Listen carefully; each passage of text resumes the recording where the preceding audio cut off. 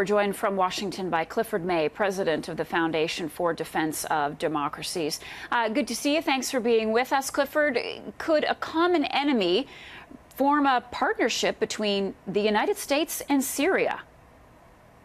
I don't think so, and I would say that I hope not.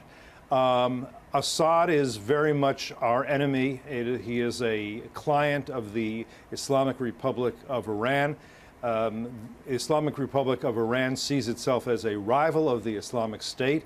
The Islamic State is a danger to both. They're both a danger to the Islamic State. I think we'd be making a terrible mistake to think that the answer here is to align ourselves with one enemy against another enemy.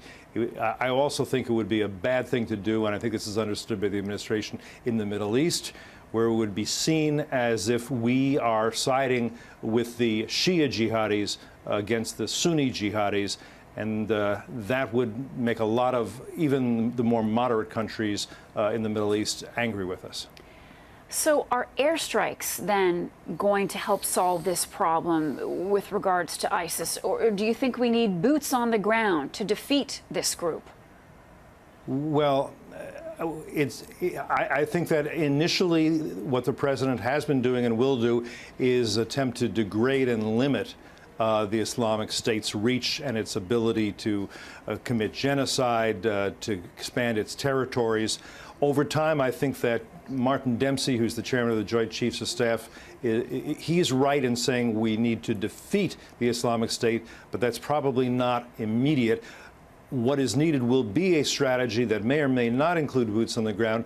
But here I would agree with Hillary Clinton that what's really needed is an overarching strategy, one that understands jihadism in its many manifestations. There are many jihadist groups, organizations, and regimes. They are often rivals. They are not enemies. They all have the same goal, which is the destruction of Western power. And we need a strategy for limiting, containing, and eventually defeating all of them. It has to be more than just one battle against one of these many groups. So right now our attention is focused on the Islamic State, and it should be. What they've tried to do and what they've done has been pretty horrendous, but there is a larger picture that I hope the president will take into account at this point.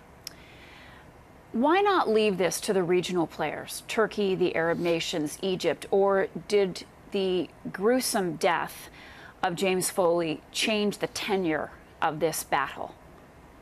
Well, the regional players should be involved, but they'll need American help to get involved. And during the Cold War, absolutely, the U.S. relied on others who had common enemies to help. So, for example, the Kurds have been very willing to take on the Islamic State, but they were doing it with antiquated weapons, whereas the Islamic State had modern American weapons stolen from the Iraqi military, which is in a shambles and which proved to be no match. We should be supporting the Kurds, absolutely. We should be supporting any regime or any group, I think, pretty much, that is clearly fighting jihadism and that is not a jihadist group or regime itself. So we can't rely on Turkey to get this done by any means.